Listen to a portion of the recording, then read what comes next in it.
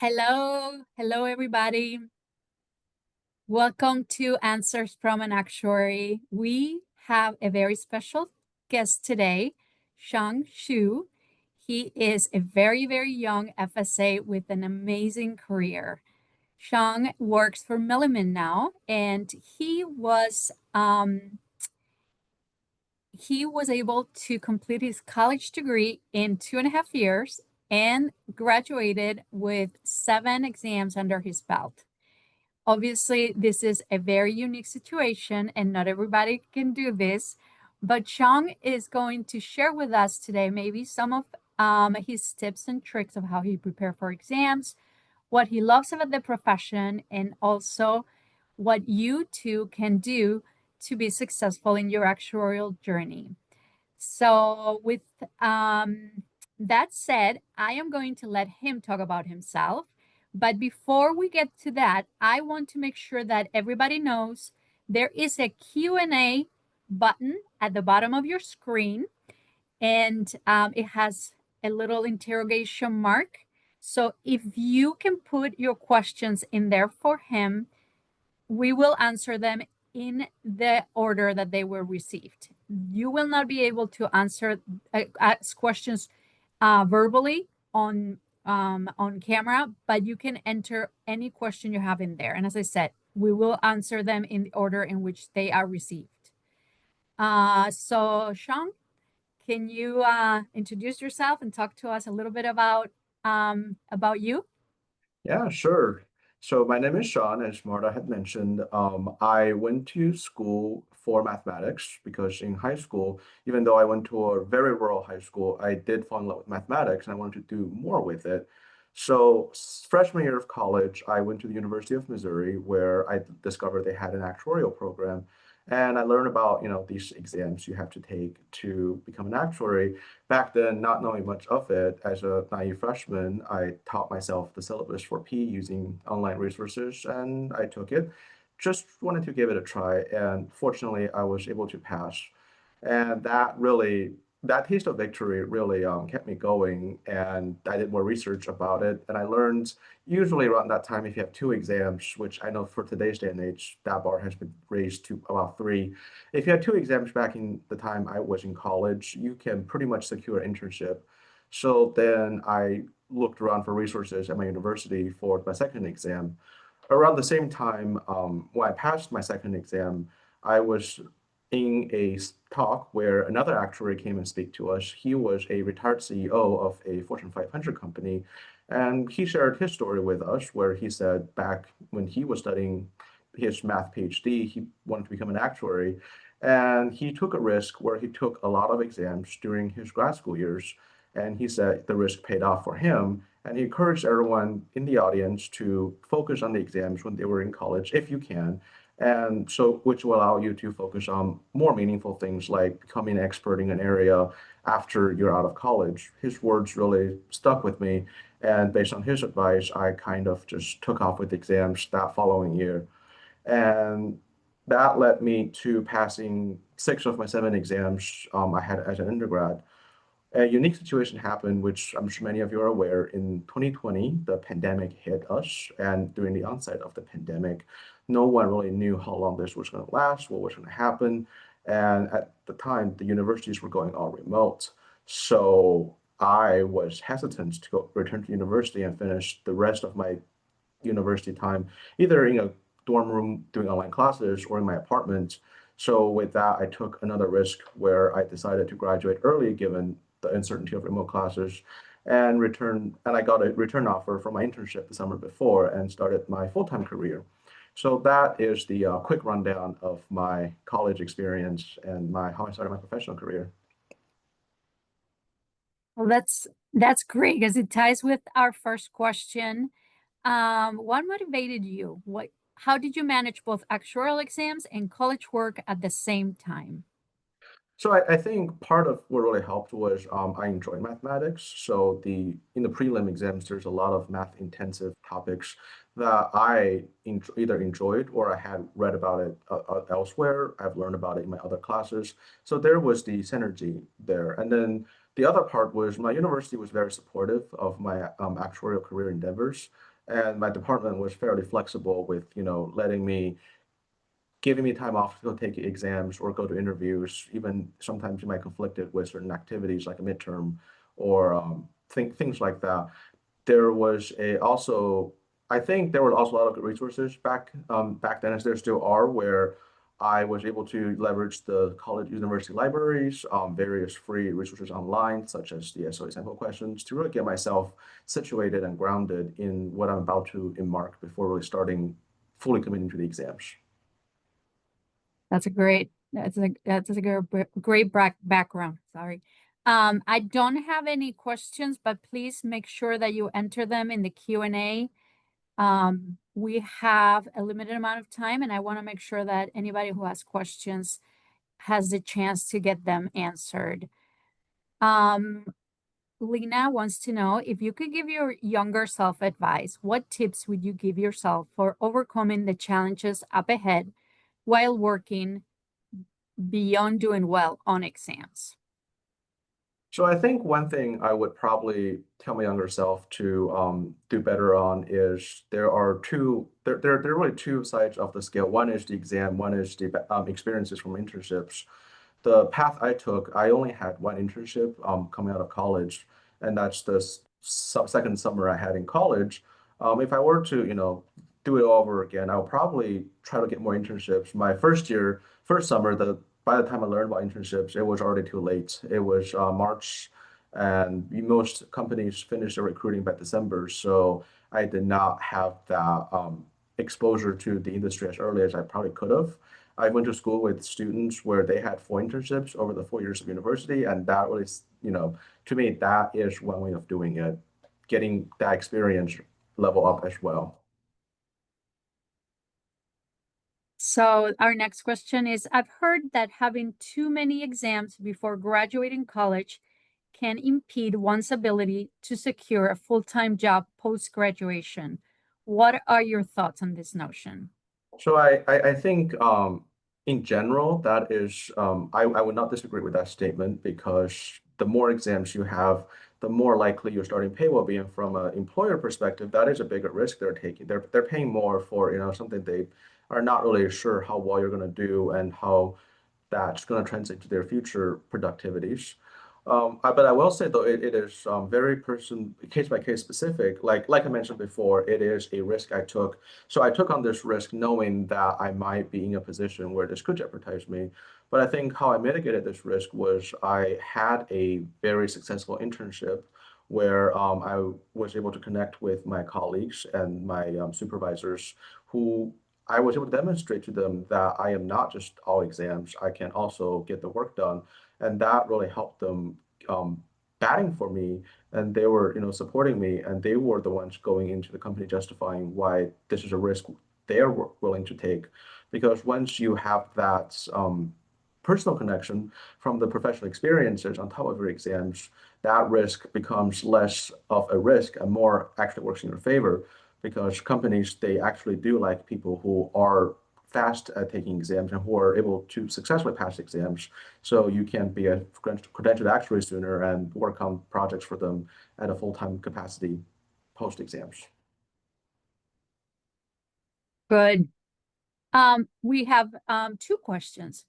The first one, hi, I'm an actuarial analyst with 2.5 years of experience. I have a strong passion for mathematics and hold a degree in actuarial science. I genuinely enjoy my work and love studying for exams. However, I've been struggled to pass my actuarial exams. I attended CM1, an IFOA exam twice, and SOA FM once. But unfortunately, I haven't passed yet. This has made me question whether this is the right career path for me. I'm trying to understand if these setbacks are just part of the journey or a sign that I should consider exploring a different direction. A lot to unpack there, but I think I can't really comment on what's right for you, but I will say from my experience, setbacks are part of your journey. It doesn't matter what you do. It's um it's rare to really go through a process without any setbacks. I think, the one certainty in this is something will go wrong, something will not go according to plan. And for me, fortunately, I did not have any setbacks with exams, but that does not mean there's no setbacks for me, period. One example would be, like I said, I started my internship in the middle of 2020. So that year, as many of you may recall, the pandemic just kind of happened overnight. Companies went remote, no one knew what was happening, and many companies stopped hiring during that year. The company I interned for actually did not give me a return offer immediately because they were on hiring freeze. And I was really faced with a dilemma of, do I want to pursue the field I wanted to go into, which was life insurance, or do I want to try something else, which that was hard at the time. And I think what I ultimately did was I knew I had a passion for the life field. So I just waited and I tried to look for other opportunities. And ultimately, about a month or two after my internship ended, I think economic conditions slightly turned around and my department was really supportive of getting me a return offer, and it all worked out and I got a return offer to the team I interned for. So it's hard to comment on what's right for you individually, but I would not take setbacks as a sign to stop, because if everyone just stopped at the first sign of a setback, then we really wouldn't make any progress. Very, very true. We had an actuary talk to us at a lunch and learn last week about all the challenges he faced, and he successfully completed his FSA. So that is in the affiliate membership recording library if you want to see how he did that. The next question is, what were your biggest challenges in your journey to becoming an actuary? Like you mentioned, the exams were not a challenge, but you said you had other challenges. So what were some of those? Can you share some? Yeah, so I think one of the challenges was just navigating a world of uncertainties during the pandemic. So during the pandemic, as like implied, people were dying at a faster rate, and companies were paying out more claims, and they just did not have the budget to really hire for new hires. And one of the challenges I had was I was actually, even though I mentioned about mitigating that risk of getting people to go to bat for you and hire you, I was in a very position where, because of my exams and the economic conditions at the time, most companies did not want to give me an offer, or was giving me an offer way below market, trying to get me on board. And getting that first job was a challenge for me, because there were just days and weeks where, I would apply to jobs and either not hear back from them, or have the recruiter reach out to me and ask if I'm okay with a much lower starting salary. And I think another aspect of the challenge is being new to the field. There are a lot of things to learn, and you're constantly surrounded by people who has more experience than you, who's been around for 20, 30 years. And trying to almost catch up to them is could be a struggle, because you feel like everyone around you is so knowledgeable and you want to get to that level soon, but you also, at least for me, I struggled with, realizing the fact that 10 years of experience aren't built overnight, and to be realistic with yourself on, what can you learn in the time frame versus what you want to learn in that same time frame. Yes, very true.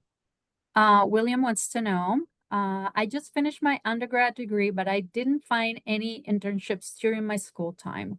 What would you recommend for gaining experience outside of internships?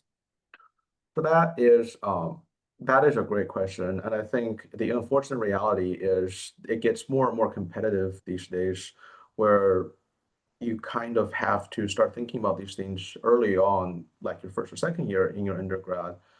But to many of you who are in that position where you might be, second, third, fourth, or even graduated, a lot of the actuaries I know, a lot of the great actuaries I know, did not go to school for actuarial science. They are actually career changers. For example, I have a podcast coming out with my former boss later this month about how he went from going to the med school and then pivoted into the actuarial profession.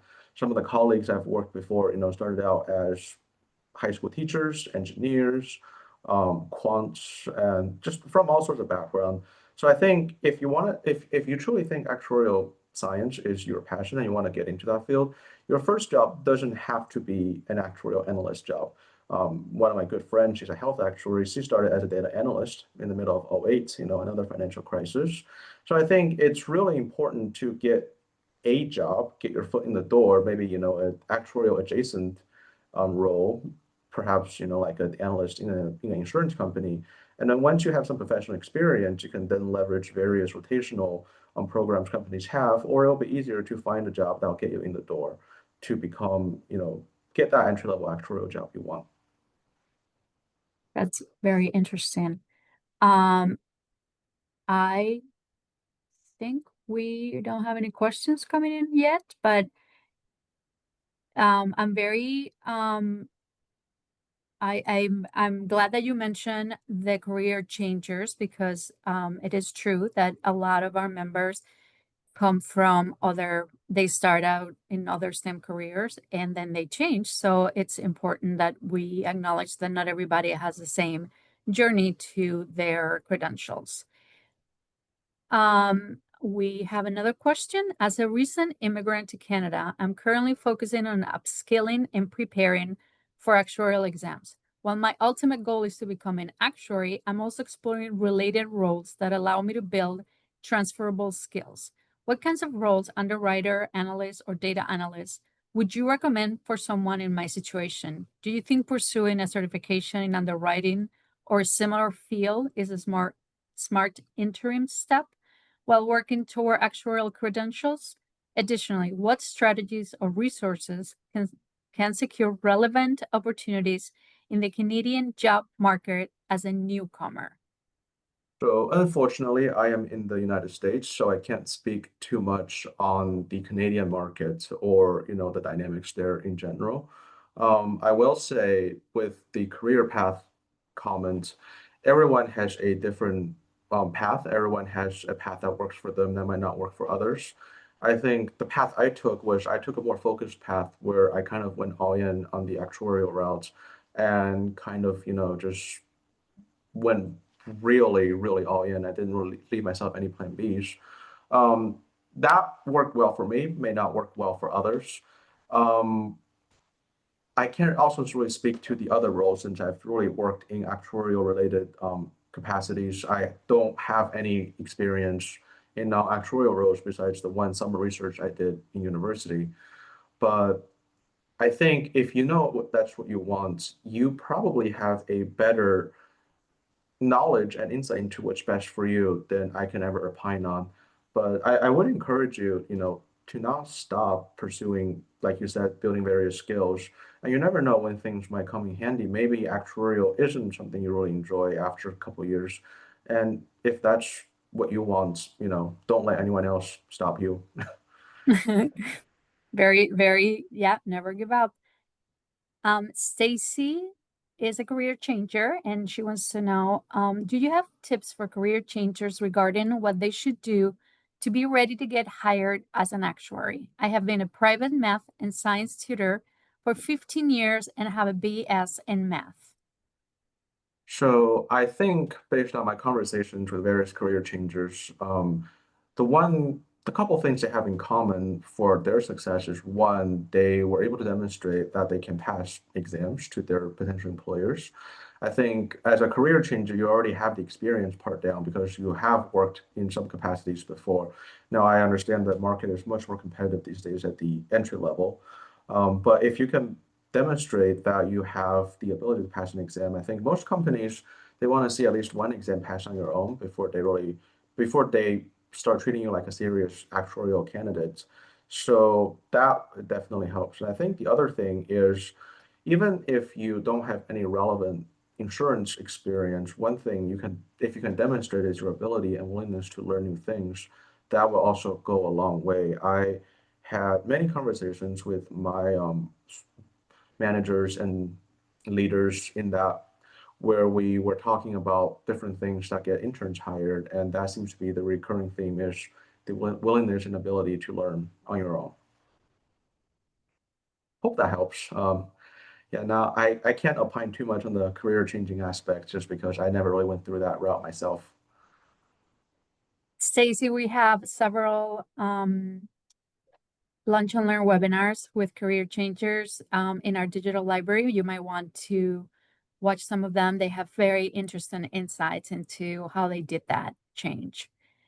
Um, our next question is, how do you stay humble with your good career path and passing the exams fast, seeing some people struggle with exams and understanding the actuarial concepts? I mean, I think sure I did have a relatively easier time with the exams than others. But I think everyone is special in their own circumstances, situations where they've struggled, I may have not, where I struggled, they may have not. And I can't really use that as a one metric to measure all. And I think everyone has a spot where they shine, and that's what I keep telling myself. I don't think differently of, people who are taking the exams at different speeds because everyone have what works for them, different life circumstances. I just think of it as it's a different path we decided to take, and there are sacrifices that come with each different path that we took, the decisions and the risks and the payoffs. I I don't view someone who has a faster or slower exam time than me differently just because of that. Because I know there are things they've experienced that I have not, and I may not even be able to comprehend what they've went through. So I try to keep an open mind, and I think it's also healthier that way. If you constantly compare yourself to others' accomplishments, it creates unnecessary stress to your own well-being. Very, very true. Lena wants to say thank you for your insights. They have been really helpful. Could you walk us through what your day-to-day looks like? What are the pros and cons of your job?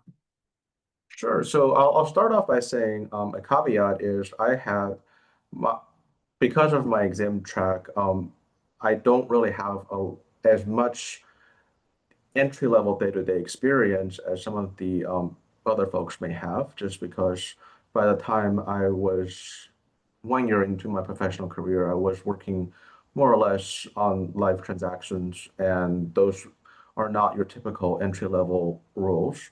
But in my past, I guess, starting with my first role where I was helping out with reinsurance pricing, and my day-to-day would just be I would log on in the morning and I'll connect with my team. If there is a live transaction going on, I would check in with my project lead, and then do the various ad hoc tasks that happen in the transaction. My role are very transaction based. So with transactions, things move very fast and things change. One of my old managers once told me the saying goes, if you've seen one transaction, you've seen one transaction because they're also different from each other.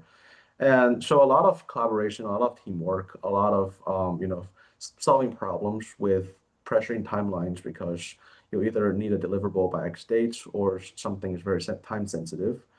And then after that, when pivoting to some of my later roles, where now I work in consulting and I get to see a variety of different projects, my day-to-day, more or less, I wake up, I log on, I check in with my various projects I have.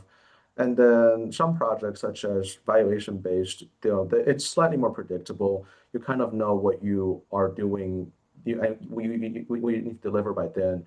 And I am still the main I'm still in my doer stage where I am doing the majority of the analytics and the work. But every now and then, I will be also working with people who are also in the early career stage, and I will be delegating my work to them. And then we'll work together as a team to really get that analysis put together so we can pass it on to the next level of stakeholders for that matter. Hopefully that helps. We have, I'm going to skip one question. I'll get back to it about exams because there's another question about, what your daily work as a consulting actuary looks like. And they actually want to know, what do you think of the differences between traditional insurance or reinsurance work? So I'll start with the second part of the question. I've never really worked actually, I've never worked for a direct writer. So I've worked for a reinsurer and I've worked for a consulting firm. And so I was based on my experience at the reinsurer, I got to see I got to see a wide array of things, but it's more or less focused to my department. So I worked in pricing. So I got to work on reinsurance pricing for various different blocks of business, but my key role never really left the pricing arena where I will be looking at projections, I'll be analyzing the risks, I'll be calculating, what the price for this quote would be, and documenting that in a risk summary memo, and then work with various departments and senior leaderships to get the quote approved. Mm-hmm. Compare that with consulting, where I got to see even a wider array of things, where it went beyond just pricing.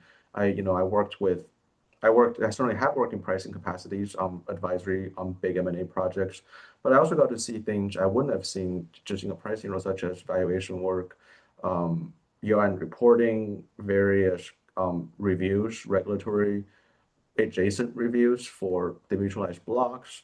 So as a consultant, you tend to see more things. You get more exposure to different practice areas and different types of work.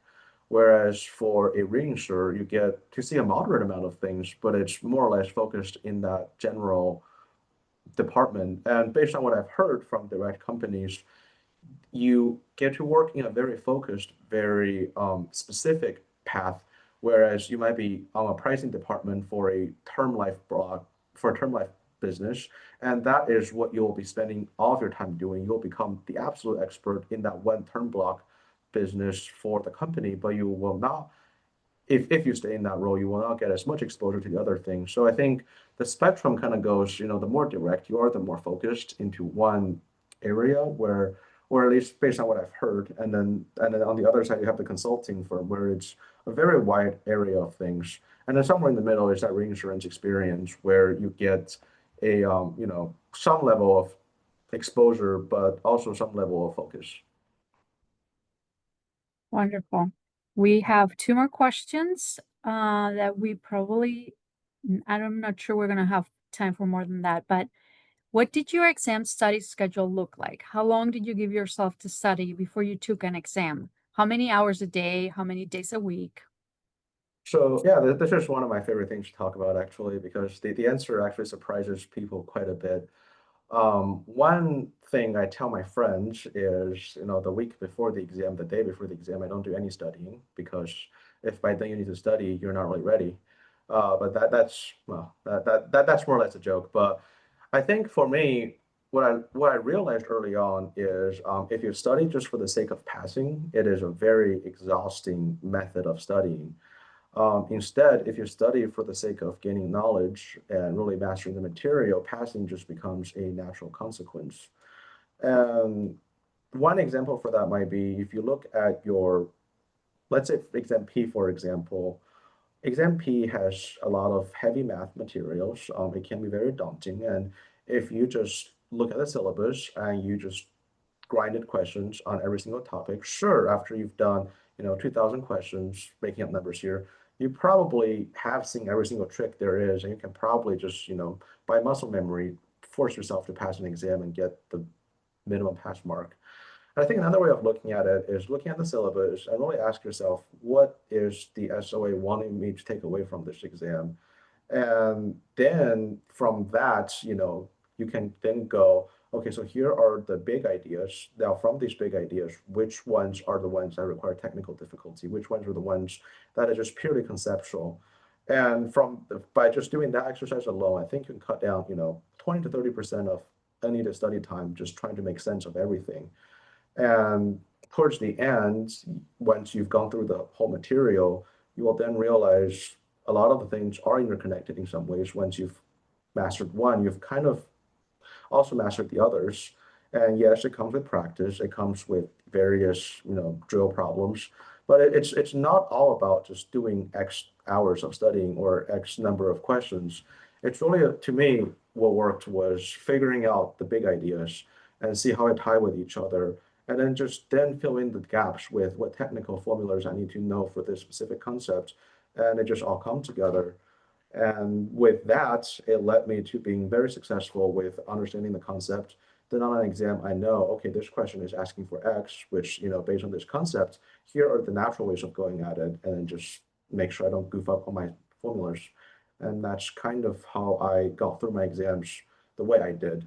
Because yeah, 6 exams in 1 year with the normal rule of studying definitely sounds very difficult. That makes sense to me, understanding why you're studying what you're studying. Very, very good way of approaching the exams. We have one last question that we're going to tackle today. In your experience, are there any other skills that you work on developing for actuarial internships beyond Excel and Python or R? So I think one skill that often get overlooked is the skill to network with people, communication skills, which I know typically are not the skills we think about when we say skills for internships. But if you were to think about, where interns are very early in their career, likely don't know a lot of industry specific knowledge. A lot of the softwares we use on a day-to-day are proprietary that you won't get access to as a university student or, someone outside of the industry or outside of the specific company. So those skills are really hard to develop at that level. But what's not hard to develop is, the ability to work well with others, the ability to tell others what you're working on, how you can help them, and then the ability to show them that the ability that you can learn things once they've demonstrated to you. When I was involved with internship recruiting at my first job, I would tell my candidates, it's okay if you don't know any Excel. That's what the internship is for. You just have to show me that you can learn Excel once we've showed it to you during that summer. And I think it can be very intimidating going into your first internship interview thinking you need to know everything. But really, I think a better mindset is you don't have to know anything as long as you can demonstrate to them that you could learn and pick things up on the job in that first internship. Very, very interesting. And yes, we hear that from our employers too. Soft skills, as they're called, and being able to communicate. I hear from other actuaries being able to communicate with a non-technical audience is important. So yes, absolutely. We do have, for those who want to work on some of those non-soft skills, we have Excel and Python and R Studio so that you can practice R and learn how to use it on affiliate membership. I have put the link on the side for anybody who wants to sign up. It's a free membership and all of the benefits included in it are free. There's also a mentoring program if you're looking for somebody to kind of guide you a little bit more, help you with specific things you might be encountering in your journey as an actuary. I just want to thank you so much for spending the time today with us and answer all the questions. And I hope that everybody got a lot of information, great information from this session. It will be, as I said, recorded and posted on our affiliate membership digital library. So you will be able to see it at a later time if you want to go over some of the concepts that we talked about today. Shang, thank you very, very much. This was a pleasure. Have a wonderful day, everyone. Bye.